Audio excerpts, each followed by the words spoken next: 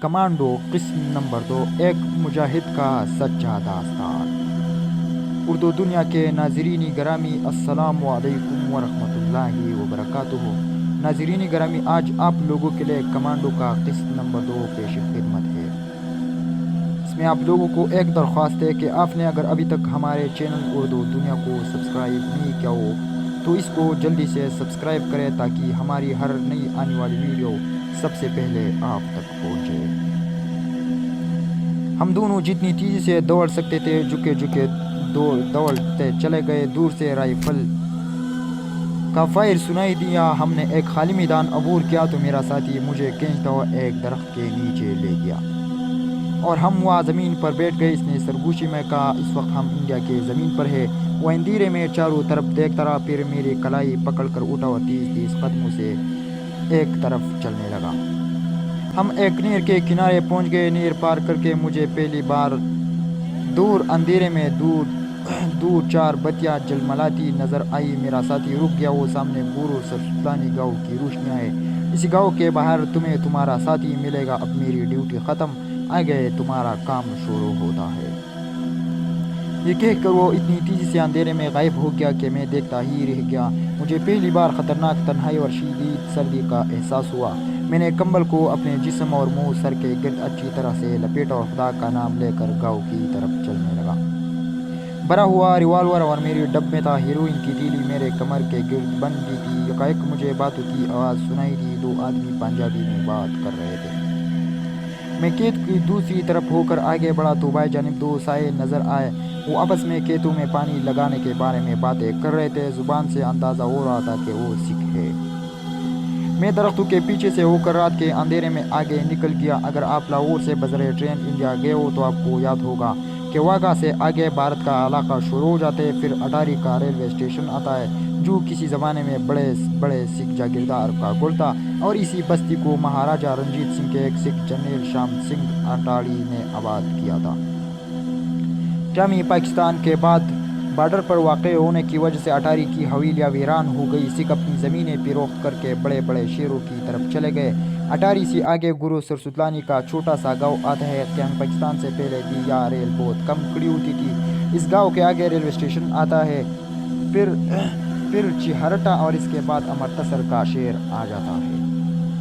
گورو سرسوتلانی ایک چھوٹا سا سکھوں کا گاؤں ہے جہاں کاشتکار ہی رہتے ہیں۔ گاؤں کے باہر بجلی کے کھمبے پر ایک بلب روشن تھا جس کی روشنی سرد رات کے کہر میں کپکپاتی محسوس ہو رہی تھی۔ میں ترکاریوں کے کھیت میں سے گزر رہا تھا۔ اب میں یوں ظاہر کر رہا تھا جیسے میں بھی کسان اور رات کو اپنے کھیتوں میں پانی لگانے کے لیے آیا ہوں۔ گاؤں کے کچے مکان اندھیرے اور سردی میں ڈوبے ہوئے تھے۔ گاؤں کے کونے کے قریب اینٹوں کا ایک ویران بھٹا تھا۔ میں وہاں پہنچا تو اچانک ایک کمبل پوش سایہ نکل کر میرے سامنے آ گیا۔ لالا جی، نندی پور کو یہی راستہ جاتا ہے۔ میں سمجھ گیا کہ یہی کرونڈیا نام کا اسمگلر ہے جو میری پیشوائی کے لیے آیا ہے۔ میں نے جواب میں کہا، راجہ کرے گا خالصہ۔ وہ آہستہ سے میرے قریب آ گیا، چہرہ کراؤ۔ میں نے کمبل منہ سے کھسکا دیا۔ میرے ساتھ آ جاؤ، اس نے کہا۔ گاؤں کے مکان نیند میں ڈوبے ہوئے لگتے تھے۔ کچے راستے میں بارش کی وجہ سے کیچڑ ہو گئی تھی۔ ہم گاؤں سے نکل کر ایک سڑک پر درخت کے نیچے کھڑے ہو گئے۔ میرے نئے اسمگلر ساتھی کرونڈیا نے کہا، یہاں میرا نام پرشوتم داس ہے، مجھے سب پرشوتو کہتے ہیں، تمہارا نام کیا ہے؟ امیر، میں نے جواب دیا۔ رات کے 3:15 بج رہے ہیں۔ اٹاری سے ایک بس چہرٹا کے کارخانوں کے لیے مزدوروں کو لے کر آنے والی ہے۔ ہم اس میں بیٹھ کر چہرٹا جائیں گے۔ تم کوئی بات نہ کرتا۔ ان کی پنجابی لاہور والی پنجابی سے بہت مختلف تھی۔ تھوڑی دیر بعد میں ایک بس کی روشنیاں سڑک پر جھلکنے لگی۔ کرونڈیا سڑک کے بیچ میں کھڑے ہو کر زور زور سے ہاتھ ہلانے لگا۔ بس ہمارے قریب آ کر رک گئی۔ سکھ ڈرائیور نے بلند آواز میں کہا، اوئے کتو، آ گئے اور تم دونوں؟ ہم جلدی سے بس میں سوار ہو گئے۔ اندر نیم خوابیدہ سکھ اور ہندو مزدور بیٹھے اونگ رہے تھے۔ کرونڈیا نے ہندو کی طرح ہاتھ جوڑ کر ڈرائیور سے کہا، مہاراج، پٹھان کوٹ کچہری میں پیشی امبرسر سے 4 بج والی بس پکڑنی ہے، مہاراج بیٹھ جاؤ۔ اوئے طوطا راما، اچھا مہاراج۔ کرونڈیا نے میرا بازو کھینچ لیا اور ہم دونوں بس کے فرش پر ہی ایک طرف ہو کر بیٹھ گئے۔ بس امرتسر کی طرف چل پڑی۔ قصبہ خاصا گزر گیا تو بائیں جانب کارخانوں کا سلسلہ شروع ہو گیا۔ ان میں روشنیاں ہو رہی تھی۔ پھر چہرٹا پہنچ کر بس कपड़े के एक बहुत बड़े कारखाने के गेट पर रुक गई। मजदूर नींद भरी आंखों खोलने की कोशिश करते बस से उतरने लगे। हम भी बस से उतर आए। सामने एक 6 साइकिल रिक्शा के पास जमीन पर कागजों की आग जलाए कंबल उड़े। बेटा आग ताप रहा था। कुरुंडिया ने इसके पास जाकर कहा, सरदार जी शेर चलोगे? दूर पे हो गए महाराज। हम साइकिल रिक्शा में कंबल लपेट कर बैठ गए। चिहारट से अमृतसर जाने वाली सड़क खासी चौड़ी थी और दोनों जानिब शीशम के घनजान दरख्त थे। सड़क सुनसान थी। सख्त सर्दी में दरख्तों के नीचे धुंध जमा हो रही थी। कारखानों के टटहरे हुए मजदूर साइकिलों पर सवार करीब से गुजर जाते थे। अमृतसर का रेलवे स्टेशन आ गया। इंजन का शिट क्रीम की आवाज़ें आ रही थी। स्टेशन पर बत्तियां जगमगा रही थी। सर्दी की वजह से स्टेशन का सामने वाला इहाता वीरान था। दूसरी जानिब प्रिंस और अशोक होटल के बाहर अलाव रोशन था और रेलवे की गली आग ताप रहे थे। 6 साइकिल रिक्शा वाले ने फूली हुई सांस में पूछा, शरीफ पूरे जाओगे के हाल बाजार? सामने दो फुल आ गए थे। बाएं जानिब सीढ़ियों वाला पुल था जो बाजार के गेट की तरफ जाता था और दूसरा कंपनी बाग के पेड़ों से होकर कैम पाकिस्तान के ज़माने में मुसलमानों के मशहूर गुलशरी पूरे की तरफ जाता था। यही रोक दो महाराज, हाल गेट जाएंगे। हम सीढ़ियों वाला पुल अबूर करके रेलवे लाइन की दूसरी जानिब हाल गेट के पास पहुंच गए। शेर वाली सड़कें सुनसान पड़ी थी। कुरुंडिया ने कहा, अगर कोई पुलिस वाला आ गया तो गूंगे बन जाना, बाकी मैं संभाल लूँगा। माल कमर के साथ बंधा है ना? हाँ, मैंने आहिस्ते से कहा। चलो चलते रहो। वैसे यहाँ के पुलिस वाले भी मेरे वाकिफ है। अपने लालच के लिए उन्हें खिलाता पिलाता रहता हूँ। मेरा यहाँ एक छोटा सा होटल है।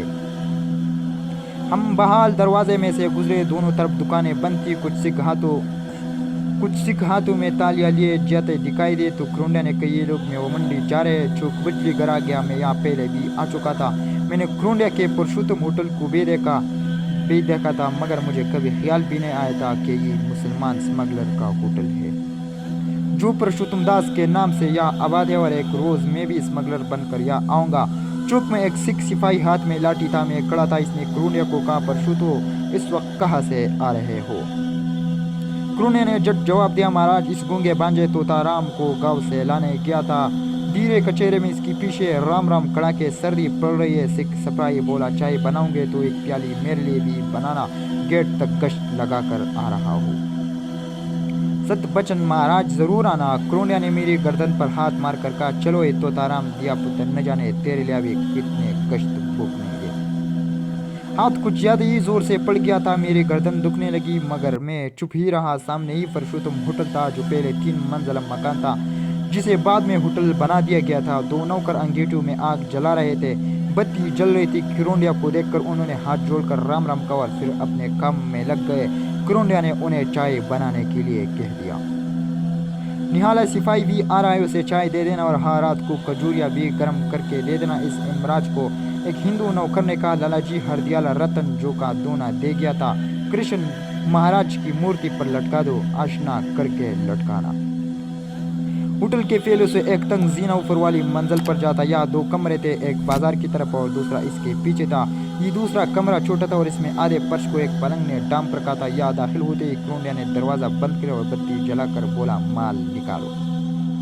मैंने कमर के गिर्द बंधा हुआ रुमाल खोल लिया और प्लास्टिक की तीली उसे दे दी। वो तीली खोलने लगा तो मैं पलंग पर गिर गया। नींद और थकान से बुरा हाल हो रहा था। कुरुंडिया छोटी उंगली के साथ थोड़ी सी हेरोइन लगाकर चक्की और तुक कर बोला, माल कराया, अब तुम सो जाओ, परसों बात होगी, तुम्हारी वापसी होगी। मैंने अपना रिवॉल्वर भी कुरुंडिया के हवाले कर दिया और लिहाफ में घुसकर ऐसा सोया कि अगले रोज 12 बजे के करीब जागा।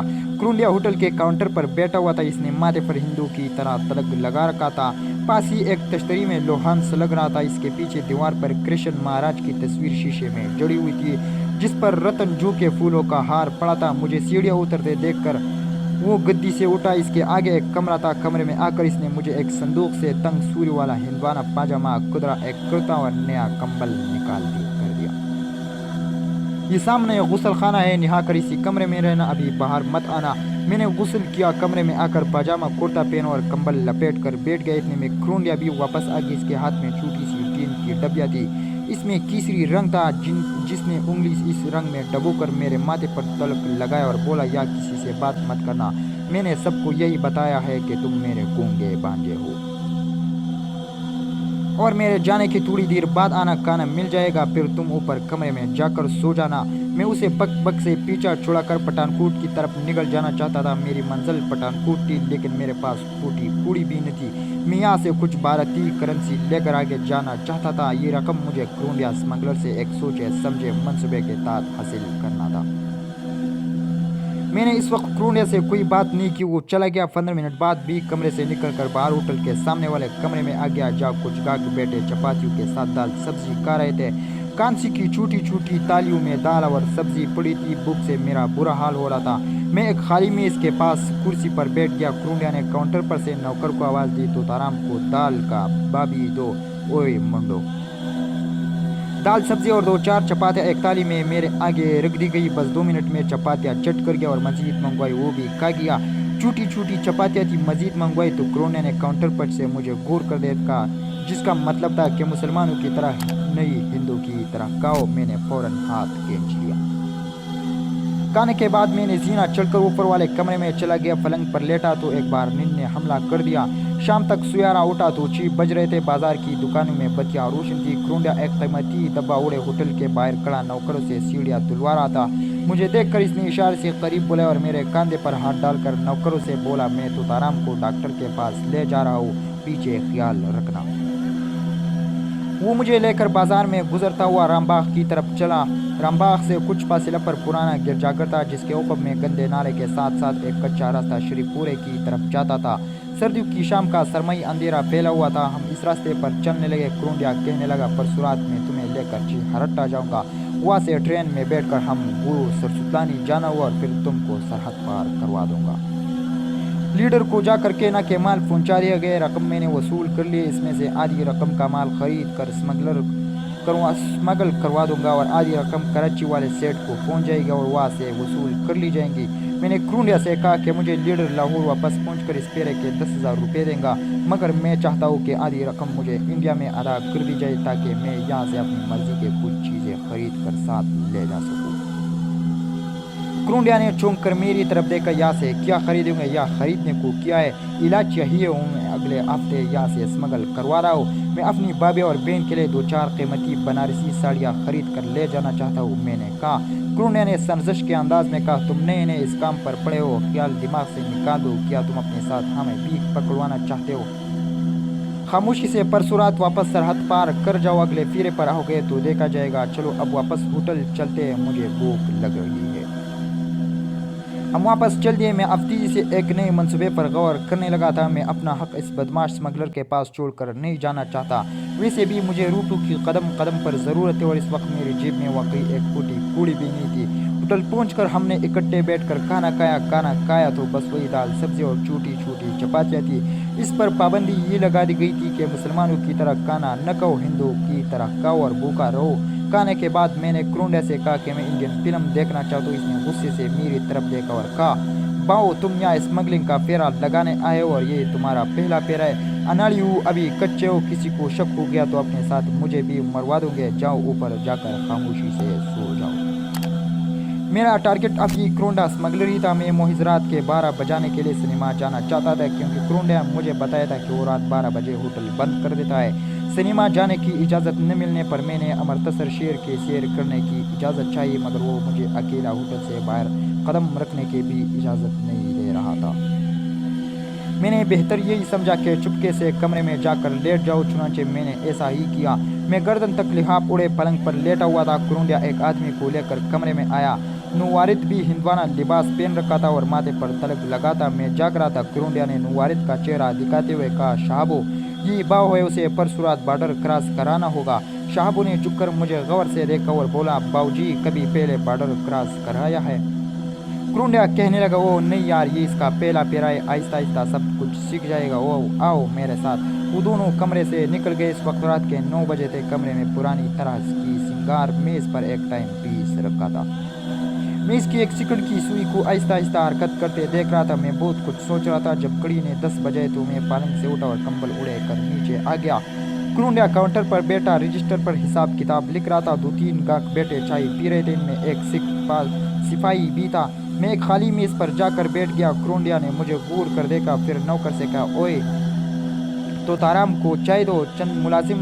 हिंदू मुलाजिम ने चाय की प्याली मेरे सामने ला कर रख दी। मैं एक खास निगाह से काउंटर का जायजा ले रहा था। मैं एक निहायत अहम मौके के तलाश में था जो मुझे नहीं मिल रहा था, मगर खुश किस्मती से सिख सिपाही ने उठते हुए कहा, परशु तू मेरे साथ चलकर हंसी लाल को कहो कि सवेरे मामला कर ले, हमें तो इसकी खैर नहीं। कुरोंडे ने सिख सिपाही की तरफ देखकर बोला, महाराज वो इतबारी आदमी है, तुम फिक्र न करो, परशु तू मेरे सामने चलकर बात करो। क्रोने ने मेरी तरफ देखकर इशारे से बुलाया। मैं चाय की प्याली उठा इसके पास चला गया। इसने चूंकि वहाँ मुझे गूंगा मशहूर कर रखा था, इसलिए इशारों से समझे को कुछ देर के लिए काउंटर संभालो, मैं अभी आता हूँ। मैं काउंटर के पीछे रुक के गदीदार और ऊंची कुर्सी पर बैठ गया। क्रोंडा सिख सिपाही के साथ चला गया। मैंने गहरी निगाह से इर्द गिर्द देखा। वो गाँव कोने वाली मेज पर बैठे चाय पीते थे, बातों में मसरूफ थे। होटल के एक मुलाजिम कोने वाले नलके पर गर्म पानी से प्याले और कांसी की तालियां दूर आता। मैंने आहिस्ते से काउंटर के नीचे वाले दराज पुलिस में एक चाकू, पेंसिल, कागज और एक कापी पड़ी थी। मैंने मजीद नीचे वाली दराज खोली तो जिस्म में खुशी की एक लहर दौड़ गई। इस दराज में पीछे की तरफ नोटी की एक गुड्डी पड़ी हुई थी। ये 100 के 12 नोट थे। मैं काउंटर पर कंबल डाल कर झुक गया। तो दोस्तों आज के लिए यही काफ़ी है। मिलते हैं बहुत जल्द इंशाल्लाह अगले किस के साथ। तब तक अपने आप का और हमारे इस चैनल का भी ख्याल रखिएगा। शुक्रिया, वस्सलाम।